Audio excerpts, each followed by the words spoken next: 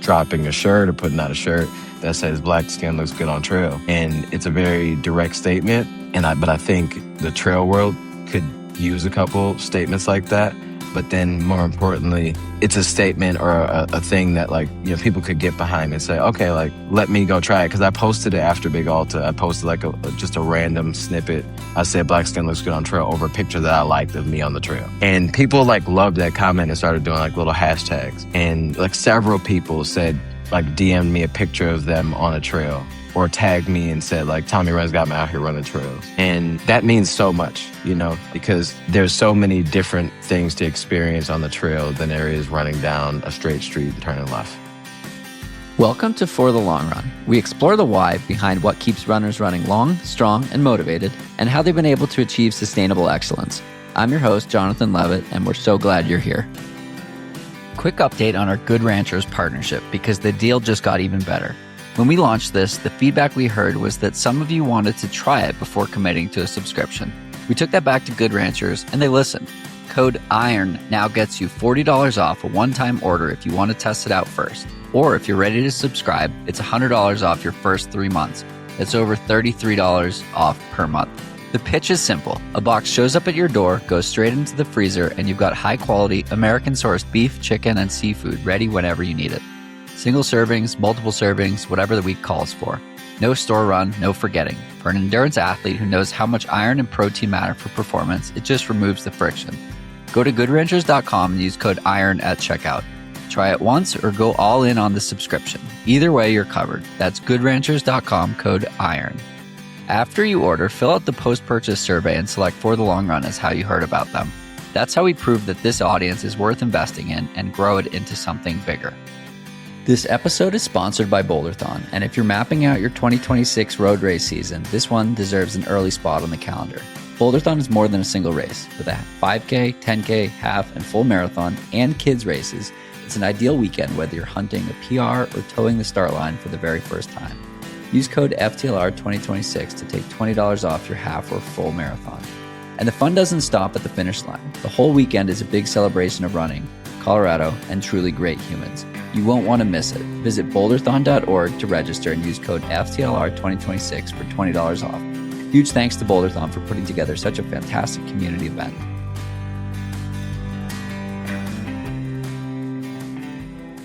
All right, we have a fan favorite guest, Tommie Runz, joining For the Long Run today to talk all things running ahead of Western States. Tommie, thanks so much for taking some time to chat. Fan favorite is crazy. Fan favorite's crazy. Oh man, I'm happy to be here. I got a lot of people want to hear your story, particularly on this podcast. So, okay, appreciate the time. And the first question's always a tough one, and that question is, who is Tommie? Oh man, Tommie. That's probably a tough question. It's who am I? I am a dad. A runner.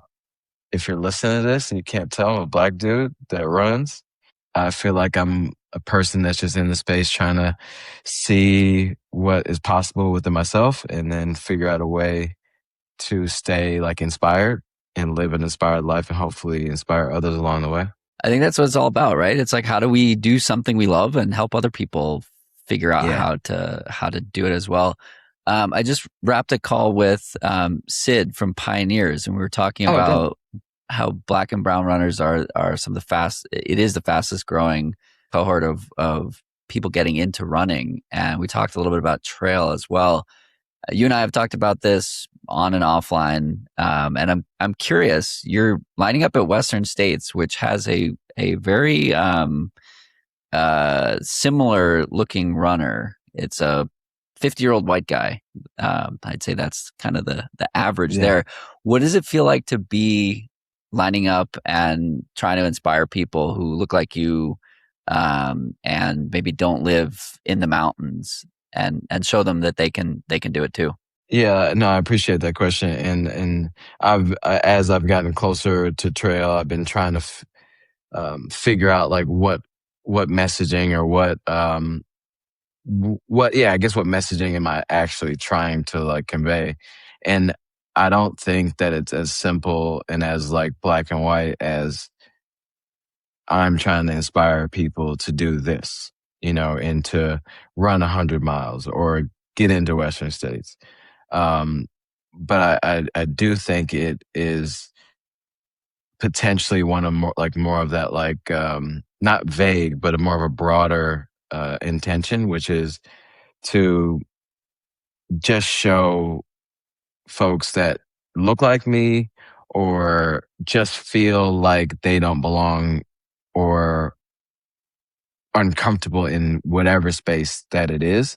And the messaging is like that you belong here and you look good out here too, you know?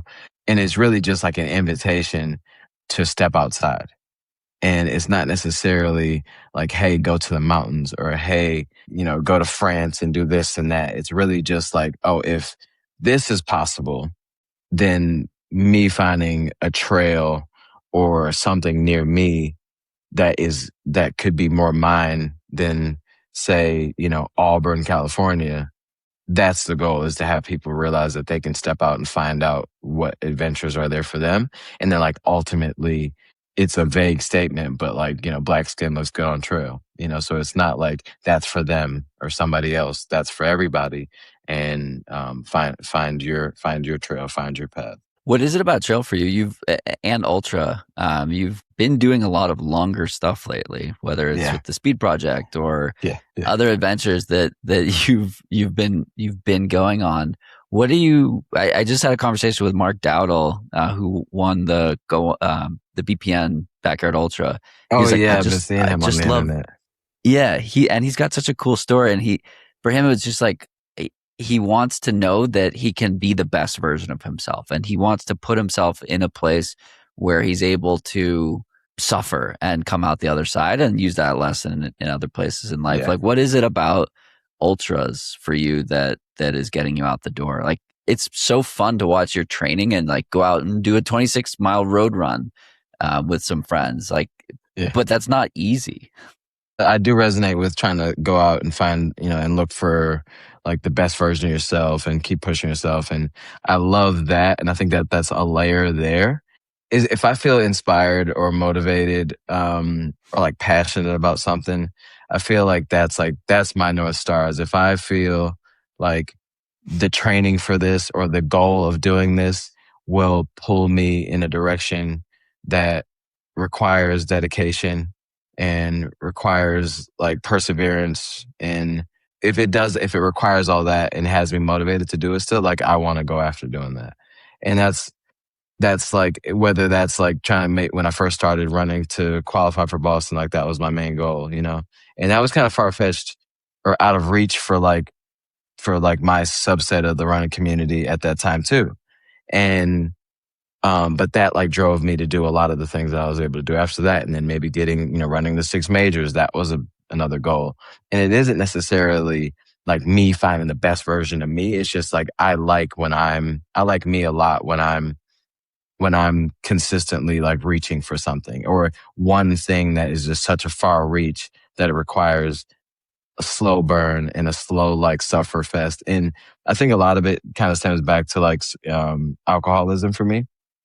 When I spent so many years with no goal in mind, like I wasn't trying to become peak alcoholic. It was just like this perseverance in a way to like push past all the signs and just keep going down that road, almost without a choice. And now I have like an opportunity to find like some of those darker moments in life, and some of those, maybe not in life, but in running, where you sign up for these things and you choose to go to the whatever depth, that you want. Like for a long time, for like a few marathons in there, I know for sure that I backed off the gas pedal. And then in hindsight, like as soon as I was done with that race, I was like, man, I could have stayed there longer. I could have gotten that goal, or I could have gotten closer to that instead of like grabbing my leg or like, oh, I got a cramp or whatever. Like, you just like back off the gas. And as soon as I did that a couple times, I realized like, hey man, like you chose to do this. You suffered way more in like battle with alcoholism. Never again will you like just back off just because you're like uncomfortable for this moment. Um, so I want to continue to push down like that road and see where that leads us. Like when you're dedicated to a goal, but you're okay with suffering as long as you need to get there, reasonably suffering, obviously. How do you reconcile the tendency to go all in alcoholism, in running, in these arenas where more is not always better? And like, you could try running 200 miles a week and see if that Yeah. affects your training different, or you could run 100 miles a week, whatever it is. Like, how do you protect your mental and physical health in the pursuit of growth and being better, knowing that you can't just like keep pushing? Or is that something you think about? I don't necessarily think about it. I think as the time like goes on, as you're like building towards something, there's going to be levels along that path where maybe things feel like a little too much, you know? Um, and maybe it seems a little like heavy, but you do have to be completely honest with yourself. You do have to like, so where am I now? Like a lot of times you'll see people that will like set a goal and maybe the goal is so massive, but I think it's our patience that determines like what you're asking.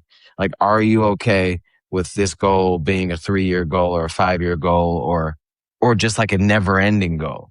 Like, Yeah. is that okay with you? Because if you're saying that like, hey, I want this like in 3 months, if that goal's too big, you will get to that. Like, I feel like I have to run these workouts in this training block and then you're hurt. And then you haven't balanced it right. But I think it's all about like patience. Are you okay with like spreading this growth out over time? Like I get people that ask me, like, so I did 425 miles in May, like just for like that was as part of like my training. And to be honest, in hindsight, like that didn't feel like a lot. Like it just kind of happened. And I looked up and I was, I'm at like 350 right now. And I mean, I didn't change the plan. It just kept running the miles that I was given by my coach, Melissa. And it just, so like, we just got there, you know, and then people are, oh man, like, how do you do that? Like, how do you consider like injury? Like what, how do you, prevent these things? And to be honest, like it took me, when I started working with her in 2018, it took me, 8 years later in a bunch of different iterations of our relationship as like coach and runner and a bunch of different random goals from the marathon to TSP to now, like for me to have like a month or two of 424 or 425 miles. And I think it's just like, it's a long way to answer your question, but it's just, I think sometimes we have to be honest with where we are and how fast we're trying to like rush something. And then I think, so then a 200-mile week for some people isn't that big of it's a big week, but it's not that big of a deal when it comes to like the carrying of it mentally or physically. Cause it's like, we took a long time to get here. I got into running in 2013 and by 2014, I thought I could break 3 hours in the marathon in my first marathon. Yeah. And I was like, man, I'm 24 years old. I'm a fit guy, and the hubris was out of control. The ego is out of control. And I ran 3:35 in the first marathon. And I was like, man, that is so slow. And I kept going at it. And I thought I was like a failure of a runner because I didn't break 3 hours. And I just thought it was like owed to me because I was doing the work. Well, it took me 4 years to run that sub 3. And so like, I wish I could have heard this conversation then, but like, what do you say to someone who sees, we see so much content about people on their best days, and we see so much of people coming in and they're like, couch to 245 and all this crap. Like, what do you say to people as a way to not like humble them, but help them see And maybe just going further on what you were saying about the 8-year journey to get to Western States or to get to a 424-mile week, like, was it hard for you to compartmentalize and to think of growth in that long duration? No, I think for me, having a coach helps a lot. Like I've had a coach since the moment that I knew I wanted to run. I wanted to qualify for Boston before I ran my first marathon. So like I knew that I needed, Why? because it was like one of those goals that was a little bit out of like my understanding, a bit like it was right on the edge of like what does this even mean to me? And like how is this even potentially possible? So it allowed me to like attach to something that would keep me rolling in the direction I was. Cause I was, at that point, I was like sober for 2 years, running for 1 year, so it was definitely one of those like goals that you put out there and it's like, okay, like, this is going to require a different version of me, but then it's also going to require help. And it's going to also require me to be like honest with myself. And I knew that I couldn't get there by myself. So I got help, I got a coach. But she's always, as we would go through these training blocks, I'd be like, okay, I see other people doing like, should I be at like 80 miles a week or 70 miles a week or 60 miles a week? And she's like, no, let's just do this like 40, we're going to top out at 50, maybe. It depends on how you feel. But she always like would rein me back in and like to trust like the work and the process and set goals along the way. Like if your goal to run the 3-hour marathon is realistically a 2-year thing for you or a 3-year thing for you, then it's okay to break that down and like have goals along the way. Like just like let's just break it so it's a little more fun. Like just say you're running, 100-miler or like Berlin Marathon in the fall. And you have plenty of time right now to do a lot of things.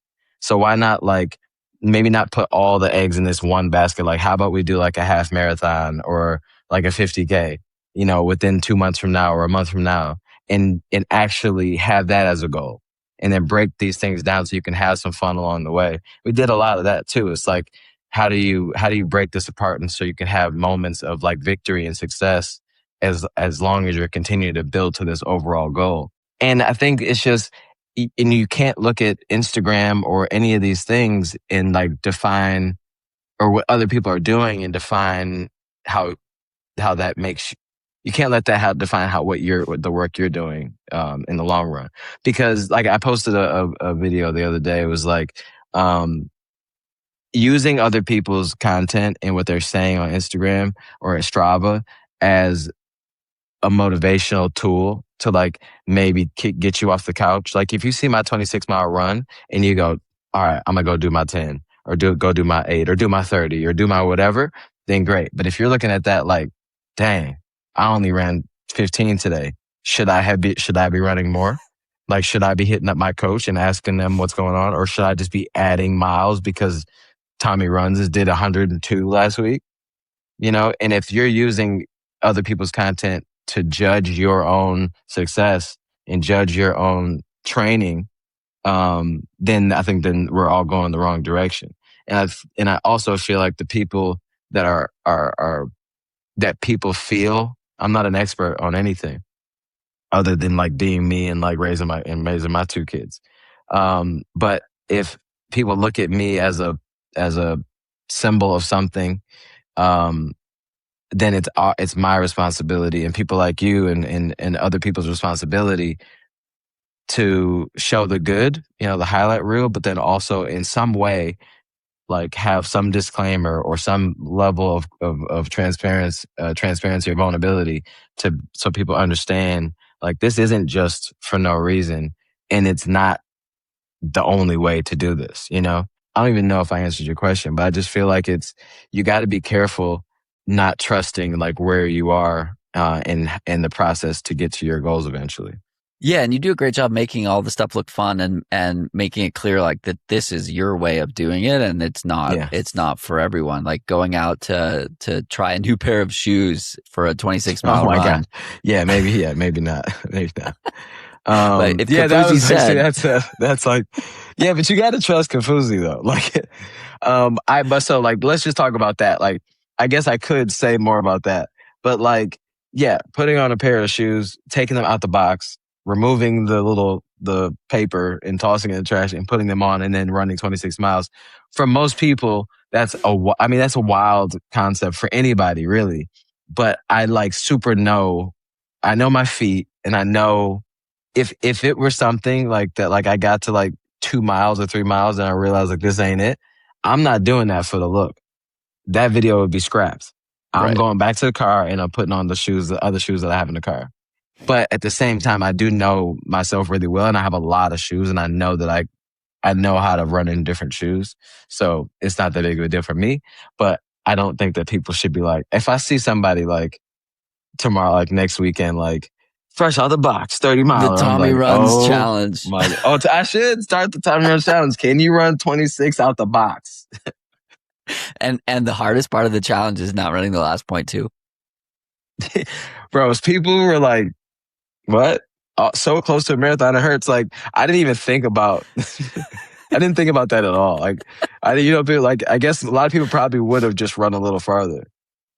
But I should have done it, because that would have been my third fastest marathon of the year, because I haven't been running marathons. That's great. In training for my first 50K, I had the 25-mile run on my calendar, and I did it on trails, and I got back to the parking lot at 25.5, and I was like, this is ridiculous. I'm going to run another 5 minutes. You want to know something stupid? So I went to Western States training. Yeah, when I went to Western States training camp, and I'm a miles guy, bro. Like all this like 50K and 100K stuff is just like, I got to do like all the stuff. I got to like, okay, 10K is 6.2 and all that, right? And so I went to training camp, and I knew that the first day was supposed to be like 31 miles of Western's training camp. And so like, as I got closer to the end of it, I'm like, oh, dang, like I'll be right at a 50K. I should make sure I finish this 50K. So I got to the point at the end, 31 miles or whatever, 31.2. And I got like the wristband cut off, so they knew that like I made it back safely. And then I just kept going down the street. And like Brian Metzler was like, said to my team, he's like, what's wrong with him? Why is he running? He's like, I don't know. I guess he's trying to get 32 miles. So in my brain, like I thought 50K was 32 miles.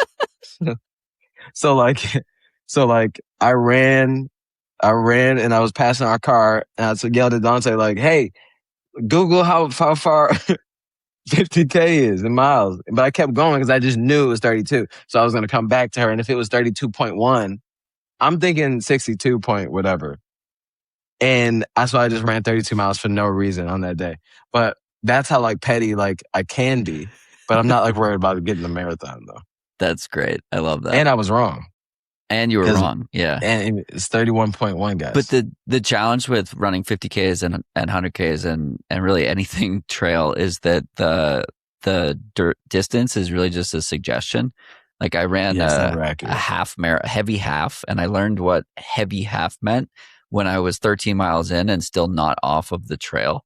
It was a 15-mile run, 15 and a half. Heavy half is crazy. It was in Aspen, so I did 2 extra miles. I did the Big Alta 100K, and it was like 60. It was just less. Oh no. Javelina. My Javelina was 99.7 miles. That's cruel. Or something like that. That's cruel. And I didn't think about it. I didn't care. But I bet you if somebody told me like right then before I hit the watch stop, I probably would have just like jogged out and came back. Because why would you not want a full 100? 100.0. And Western States, just so you know, if you don't make any wrong turns, it's 100.2. Oh, if you don't make any wrong turns, it's 100.2? It's 100 miles to the track, and then you do about a quarter mile on the track, or you do 300 meters on the track. Okay. That's cool. I like that. Yeah. So I'll definitely be over 100. You won't be under, yeah. Good. Yeah. Can't be doing that. You can't be under. You can't be the Western States 99. It's in the name.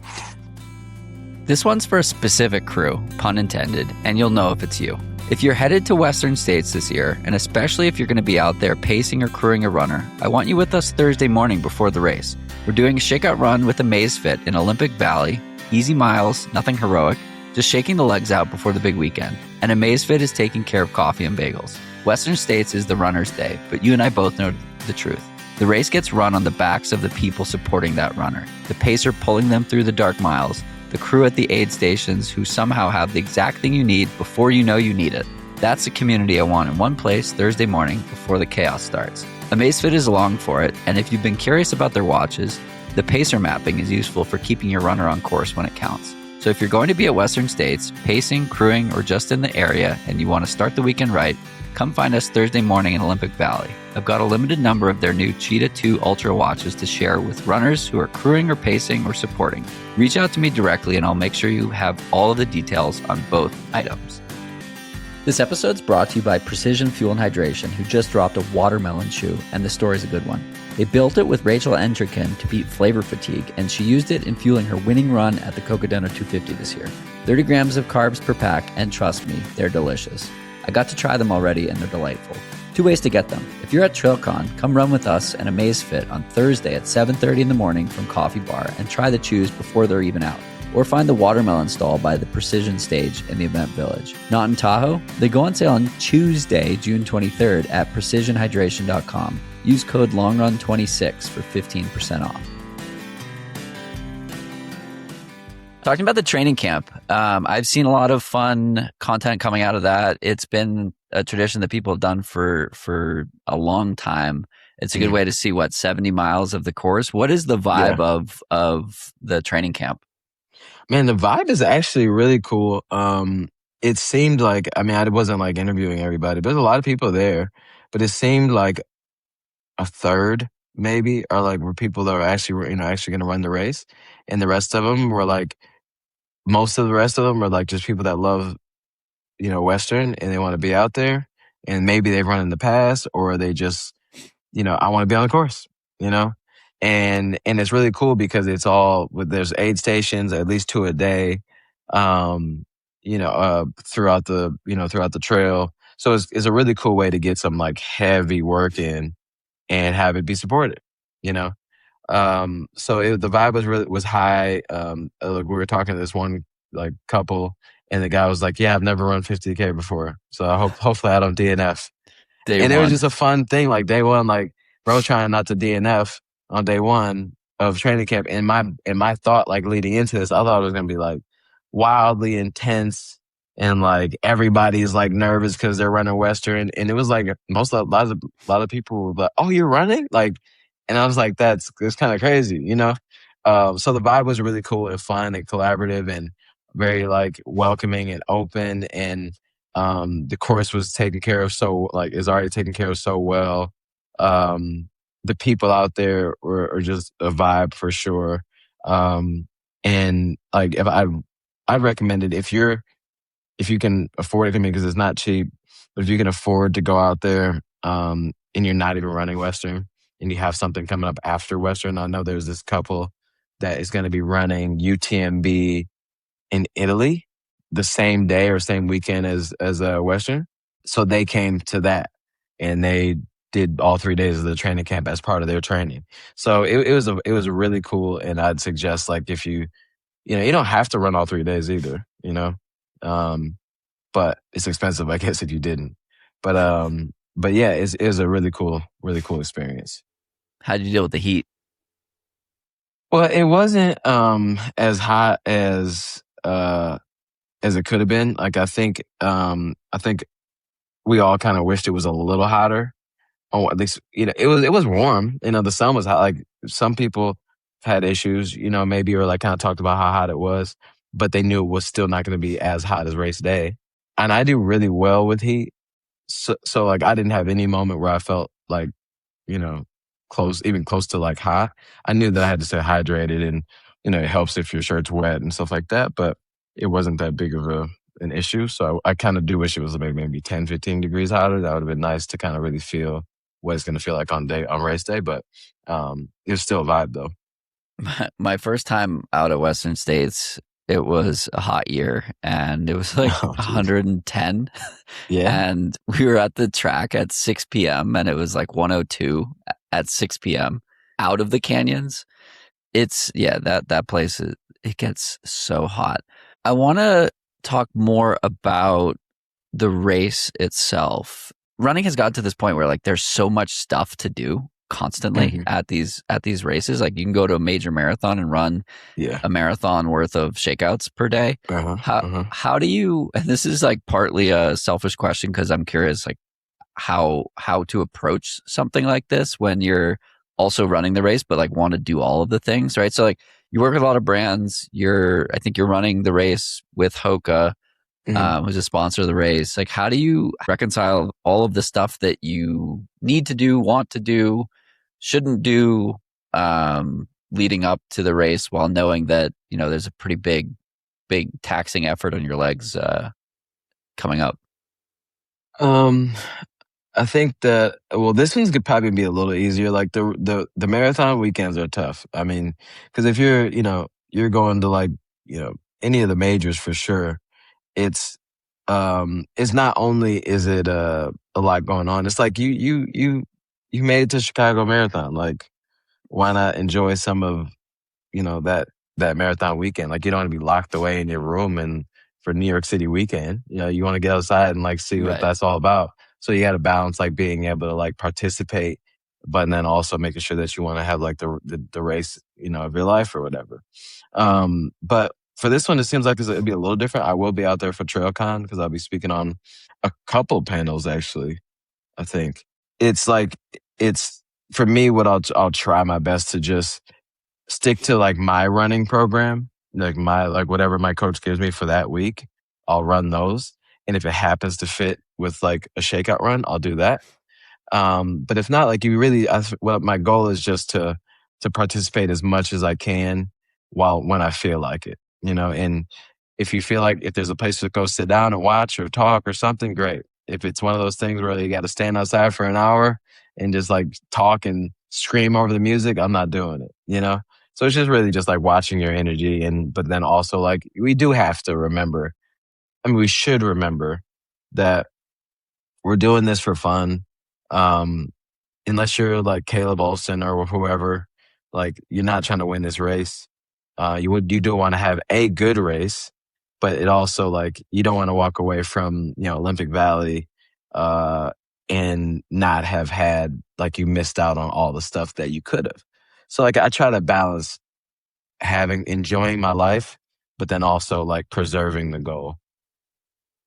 My challenge is I wake up, I go do my run with a shakeout run, and then I am on my feet for the next 8 hours. Like, Yeah, that's oh, the great. problem. Yeah. That's the problem. 3 days in a That's the row. problem.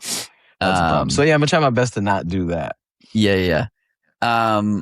Okay. So your name came up in a conversation with Erin Cooper in a podcast I did with her around Big Alta. And Yeah. we were talking about um, people who work with brands and working with one brand versus multiple brands. And I had posted a question to Threads a few weeks or a few days earlier, kind of curious the perspective of the running community in how they feel about people working with multiple brands in a year. For context, Mhm. I spent 3 years working with Puma. I really liked the alignment with the team, with the brand, with the like challenger brand vibe of them Yeah. coming back into the space Yeah. as a shoe brand. And my hypothesis was that people preferred when influencers or athletes stick to one brand and have that Mhm. loyalty. Whereas like I had seen people change shoes and shirts in between brand activations at the Boston Yeah. Marathon. Yeah. Shout out to Laura Green. Um, Yeah. and, It should make and it should make a reel out. Should make a reel out of it though. yeah. She should. And the feedback was pretty much the complete opposite of what I would have expected. People not only don't care that people work with multiple brands, but they almost prefer it because it Mhm. mimics more of the relationship that like regular runners have with their shoes, Shoe and that they brands, yeah. wear multiple brands. So I'm curious for you, how do you do it? How do you work with multiple brands? How do you think about like a Big Alta with Solomon and Western States with Hoka? Like, is it you're trying shoes, you're sharing these opportunities with the audience? Is there really like not a lot of thought that goes into it? How do you think about kind of breaking up the year with different partnerships?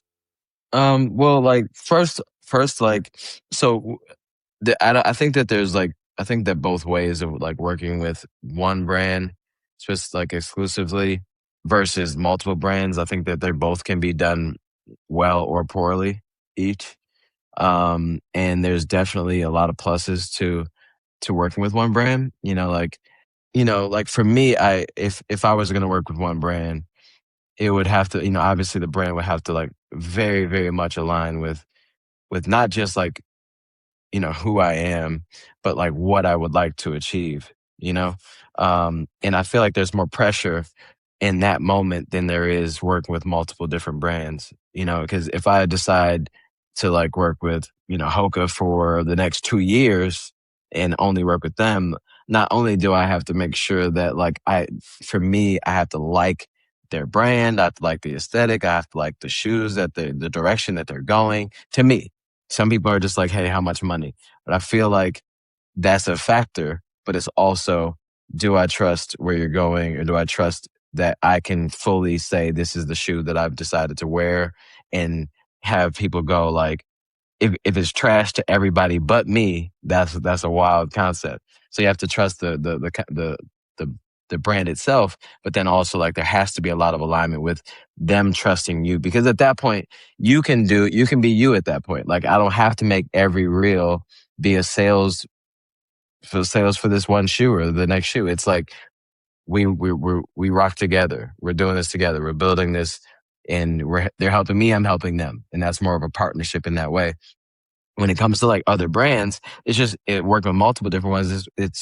There's ways where you with tap in with moments. And in every brand that I've like tapped in with, like in that way, and like represented them for like a weekend, I have relationships with them personally and as a brand, but then I also have been in their products for years at this point. So me saying like, hey, yeah, Drew and Aaron, I'll pull up to, like I sent them the concept. I sent them the idea of like, hey, this is what I got going on, and here's in full transparency. The end goal is Western States with a different brand, but I'd love to be love to go to Big Alta and represent what you guys have going on, because I know that they obviously have great products. So that's like, it's a no brainer for me to be able to tap in with people that I know from different brands to help them do what they're trying to do, but they're also helping me. It's just like it's an even exchange at that point. What I won't do, on the bad side of it, is if you're following somebody and every shoe is the best shoe in the world, and it's every different brand, every brand is, one day it's this brand, this is the best racing shoe, this is the best racing shoe, this is the best racing shoe, and it's all three different brands, that gets a little tricky. And so whenever I'm working with a brand, you can't find much content of me saying that this is my favorite shoe, or this is the best shoe on the market, or things that would probably get people to click on my content more. But I'd rather you open it and just feel like you're running a run with me, and I happen to be showcasing the shoe. And I feel like that's more trustworthy than the sales pitch anyway. Even though that may get more views, I'd rather you walk away from one of my reels and be like, I feel like I just went on a group run with Tommie, and I really like the shoes that he had on. So I'm going to ask him about it, just like in a group run setting. If you're in a group run and a dude is like talking about how great the shoe is the entire run, that's a wild, like, never mind, bro. No, thank you. Please skip ad. Like we all got the friend that is like a walking like commercial. Please skip. And I try not to do that. And I think that there's all that to say that there's ways to do both. And at this point in my life and career, I'd love to rock with like one brand for a year and see what that's like, because I do have things that I'd rather be talking about, and I think that are more important than the game that we have to play going from, doing it this way, and more of a shallow, short-term deal. So I'd love to tap in with a brand for a year and see where that goes, and have them be, go along this longer journey with me and see where this like trail thing and road take me. So yeah, I'm not against either one, but there's just good and bad ways to do it. This episode is brought to you by Tifosi Optics. I want to take a second before I get into this, because Tifosi is kicking off their third year as a partner on For the Long Run, and that means something to me. Partnerships like this don't happen without an audience that actually engages. So if you've ever clicked onto their site and tried a pair of sunglasses, thank you. That's what keeps great brands coming back. And Tifosi has invested a lot in this show. In return, what I've seen is that the people listening genuinely love the product. I've been able to hand pairs out at local events, share them with podcast guests when we're together in person, and the reaction is always the same. People put them on and they love them immediately. I wear Tifosi on every run, in the sun, when it's cloudy, when it's snowing. Whatever the conditions, there's a lens meant for that, and I use their prescription option too. Getting prescription sports eyewear that actually performs has always been kind of a hassle, but Tifosi made the process surprisingly simple. You submit your prescription online, they handle everything, and you end up with sunglasses built for running that you can actually see out of. Fast turnaround, no headaches, and they look great. If you've been curious, now is a great time to try them. Head to tifosioptics.com and use code FTLR2026 for 20% off. That's tifosioptics.com with code FTLR2026 to tell them I sent you. Talking about the trust factor, I wrote a piece on Substack that was titled something to the effect of like, why fit compounds. And it's like saying no to the wrong things is valuable, and saying yes to the right things is obviously valuable. But this long-term, long-tail approach of the mutual alignment and the feeling good about the decisions and trust being built in droplets and lost in buckets. Like there are so many people out there just trying to make a buck on social. I published a 1 year of solopreneurship reflection today, and in it I was like, one of the biggest things I was afraid of is losing my edge, and I felt that my edge was the ability to say no to whatever I wanted because I didn't need that money to put food on my table.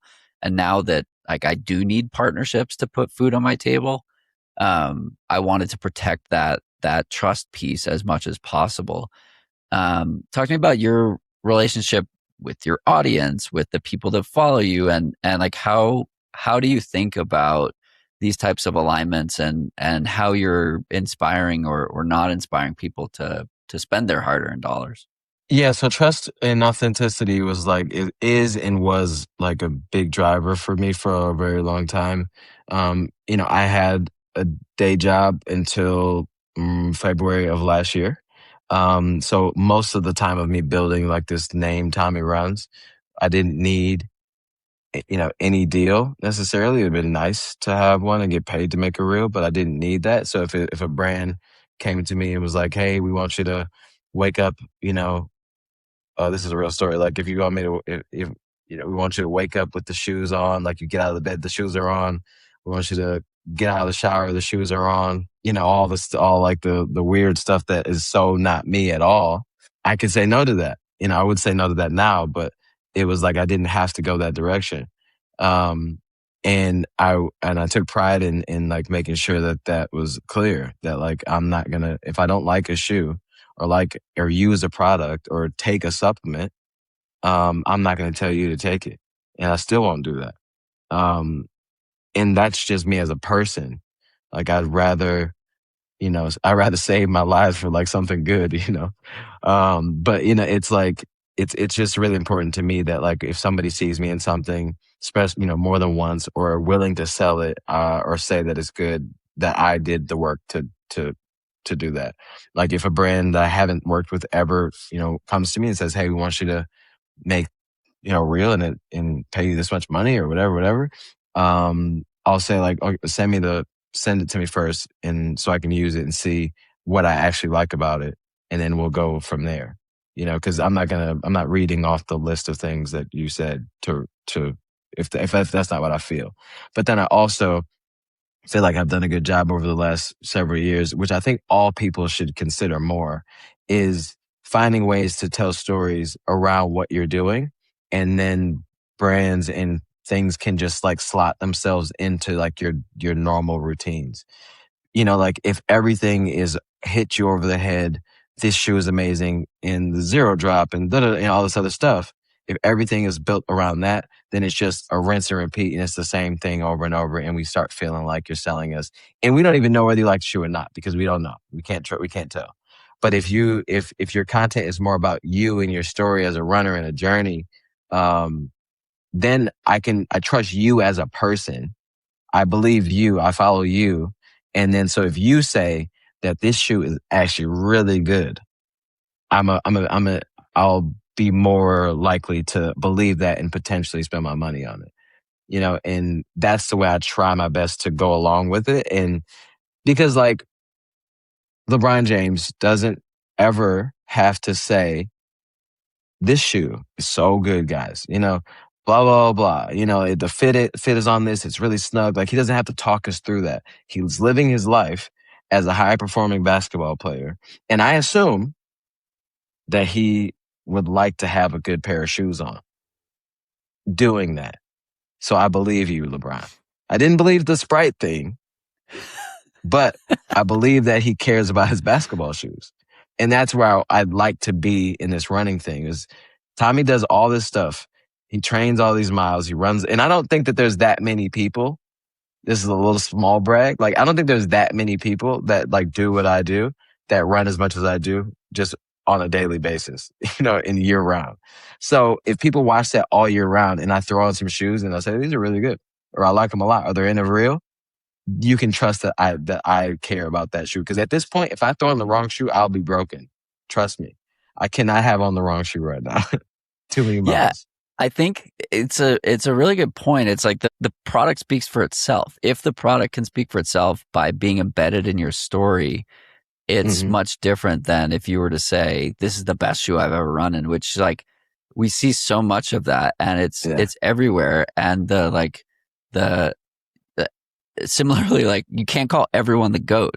There's by definition just one. Yeah, so many goats out here, bro. So many goats. Just to feel like my goats. my goat, their goat, the goat, one of the goats. It's like, okay, which one is it? Yeah. And I think, and then there's reviewers too. There's a whole segment of this, and that line got blurred a lot too. Like, where when I first started, and there was no influencers, there was just shoe reviewers and gear reviewers, and they're different. Like, Kafuzi is different to me than an influencer that says this is the best shoe. Because if Kafuzi jumps out the window and says this is the best shoe I've had in a year, I'll go buy it right now. I'm going to buy the shoe, because like, he doesn't say that often. And then he also has tried all these shoes in a very like methodical.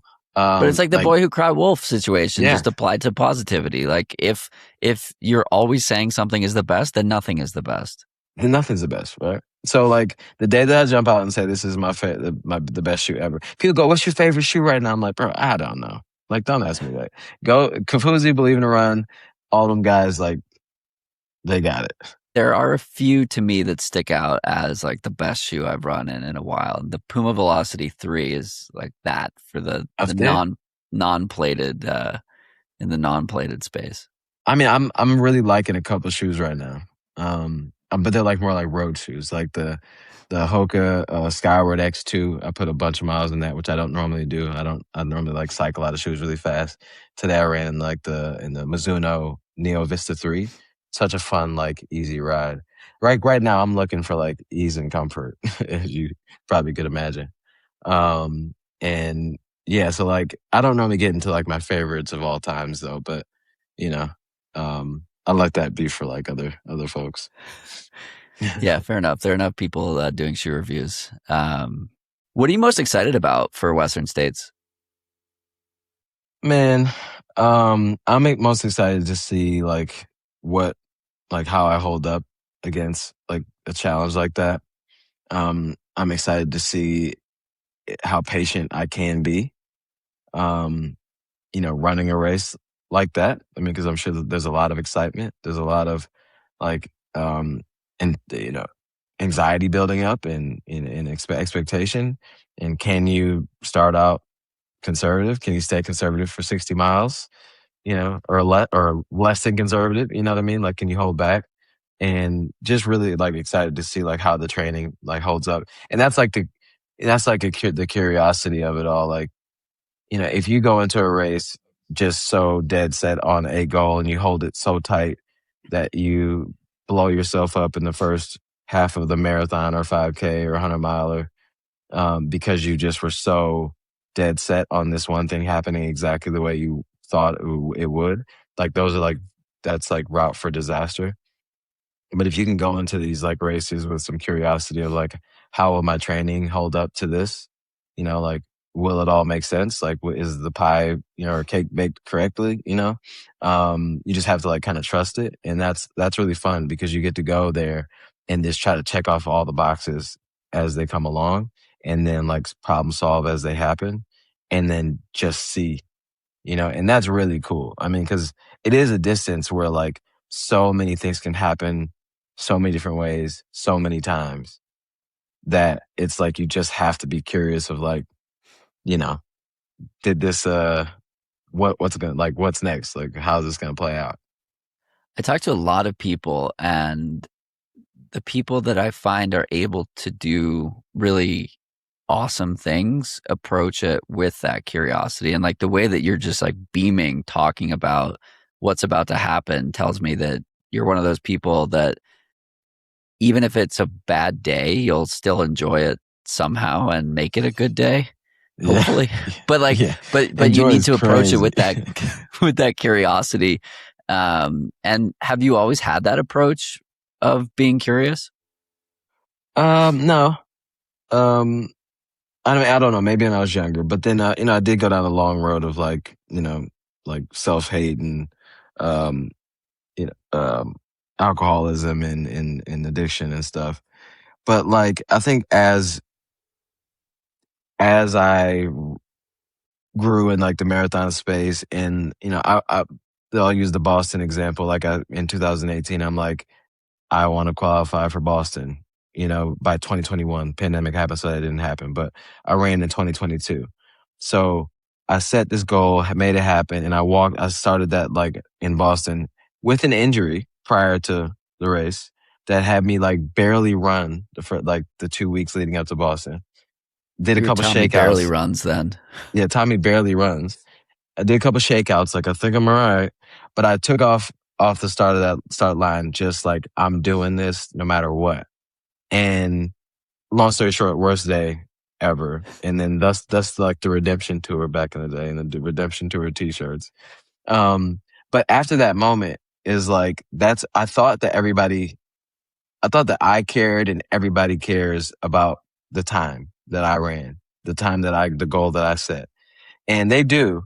But then I think what really came from that moment more so was like people really gravitated towards potentially how I handled it after.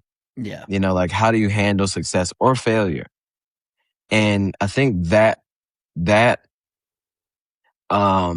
step back from like being so attached to a number allows you to be a little more curious of like, every time that I've tried to force something to happen and needed the one thing to happen that I set my goal out for set my heart on, it's never fun. And even when you get it, you feel like you missed everything along the way. So that's when I was like, you know what, let's just go into these things, train like we've never trained before. But then on race day, have that goal always and hold on to that, but have it loose enough so you can, see around and have some fun and enjoy. And then maybe even have a better day than you thought. Because there's another side to that is when you're holding on to one goal so tight, that you almost hold yourself back at times. Like we've seen people go break records and things and they take their watch off because they don't want to see it because they think that they'll get slowed down. They're having too good of a day, and it kind of reminds me of that, like one, I think it was like a story from The Alchemist where like the guy gives, like the rich man gives like this, or the wise man gives this guy like oil in a spoon and tells him to like go around the castle and see all the sights and all that stuff. And he puts the oil in the spoon. The guy walks around and sees all these things. And he's like, comes back and he's like, oh my God, I saw everything, And then he tells him all the stuff he saw. And he's like, where's the oil in the spoon? And he's like, oh, like I dropped it. Like, like it's all gone. But they say, okay, well, I'll do this again. So he goes back around and he comes back and he said, what did you see? Well, it's actually vice versa. So he goes around the first time and he doesn't see anything because he's holding the oil, And the point is you have to like, you have to be able to hold and carry that gift or that thing or that time, but then also experience and see what's out there and be curious of like what's around you, what's happening while you have that goal. And that's kind of how I try to present or like experience all these things, whether it's a race or pulling up to an event or whatever. Has moving more to trails and ultra helped you see the forest and not get stuck in the trees as you're describing, right? That when the time you could run a 50K in Michigan, you could run a 50K in Florida, you could run a 50K in California, and the climate is different, the temperature is different, the geography, like the race has thousands of feet of climbing or it's totally flat, whereas like marathons are pretty similar. The weather is Yeah. a different That's the in only each. factor. Yeah. It's the only factor. And Chicago versus a Boston or New York or whatever, like the route is a little bit different. But like for me, I found that the getting into trails in 2018 was the big unlock that I needed to like stop obsessing over the watch. Mm. Did you notice something similar? Yeah, yeah, for sure. Like, and I think that's why I gravitate towards trail, kind of because of that, and it's new and it's fun and it's different. But I also gravitate towards trail because the training for trail for these ultras is so much different than that like obsessive like marathon training energy. Cause like you could be 12 weeks out from your marathon and you're like, bro, I can't hit my pace. It's like, yeah, you're 12 weeks out, but you're Yeah. like obsessed over pace every workout, every run. But when in trail, it's a little bit more about there's pace involved, obviously, because you're still doing workouts, but it's more about like getting used to just being outside at this sustained pace or distance. So it's just much more relaxed in that sense. So yeah, like and then ultimately when you get out there for race day, it is much more of like a play with what you're given. You know, like it's more of a like what is in front of you right now. How are you going to handle it, and then just continue to move on. And if you have to stop or slow down to cross a creek, that's okay. You know, like you're not expected to run off or cross it so fast that you barely touch the water. You know, you do have to go through the ups and downs of everything that's happening. Um, and it's expected. You're not expected to just force through everything when it comes to trail, and that's like that's refreshing. But it also is like reminds you of life so much. Like running in general reminds you of life, but trail just how different it can be from at mile 20 and mile 30, and then back to mile 40. It feels better again. Like everything with along with trail is or ultras at least is so reminiscent of like how we would want to live our lives. I love that. And totally, totally true. For those that are following along and perhaps they're out at Western States this year, what should they shout at you as you run by? What's the encouraging line that you want to hear? I was gonna say something so stupid. Say it. My first thought was like, "Oh, there's a black guy." Um, um, I mean, let's be honest. A lot of people will say that. oh, like Jesus Christ! Oh man, I'm sure they'll think it. Um, I don't know. I think I just go, like if somebody just yelled out like, "Oh man, it's Tommie Runz" or "Go Tommie" or whatever, that's enough for me. But I want to, I hope that I have the same like kind of success that I had on the road, not necessarily time wise, but I mean, I do want to have reach some goals, but I definitely want to be more, a little like very direct at like what I'd like to do in trail. Like, I don't want it to be like, oh, this is cool. I think there's a lot more black folks, at the start line of major marathons now more than ever. And even when I first started in 2019 marathoning, that it still looked a lot different from then.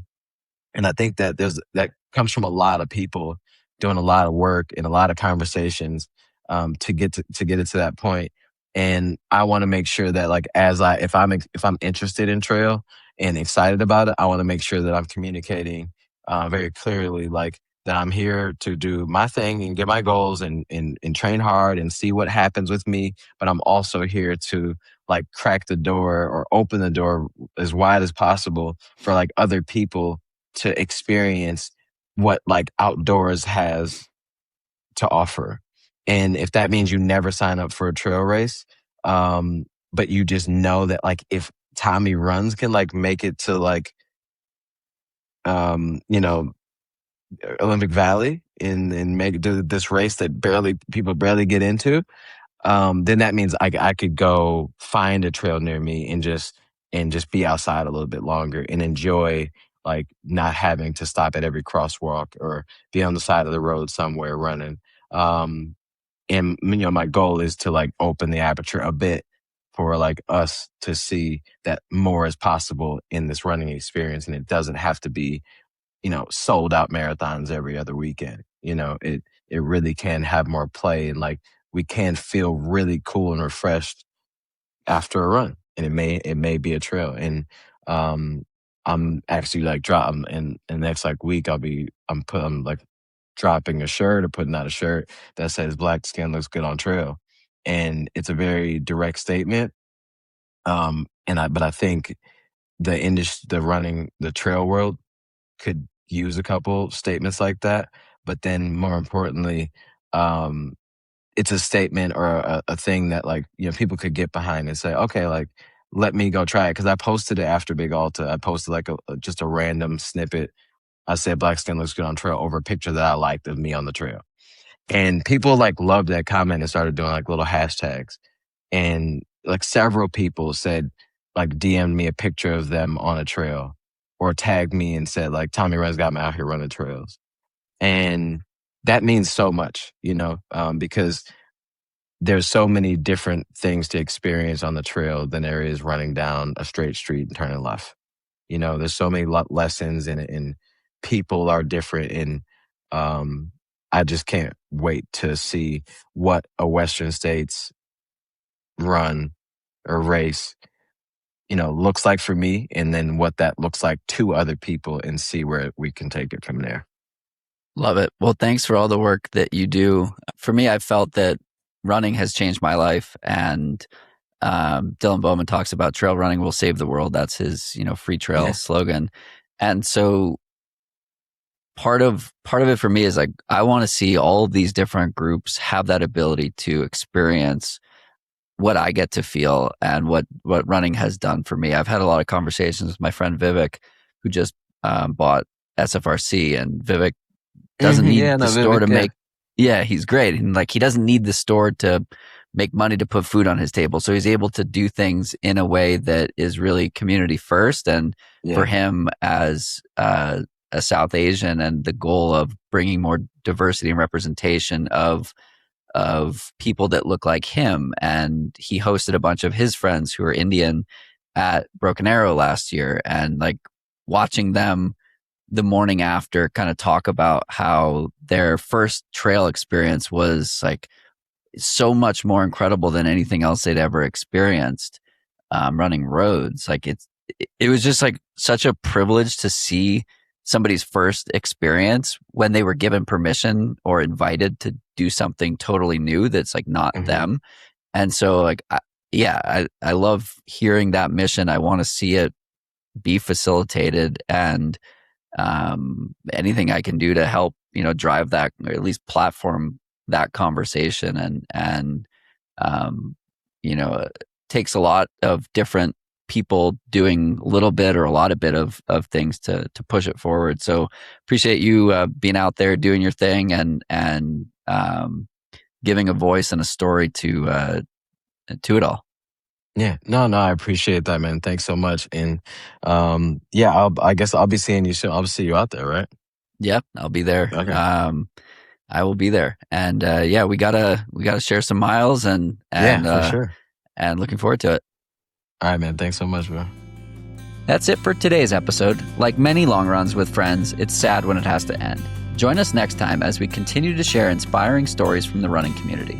If you enjoyed this episode, please share it with a friend or training partner who you think would like it too. This podcast was produced by Emma Benner of Sandy Boy Productions, with musical composition by Brian Walters of Single Track Sound. Thank you for your support, and we'll see you out there.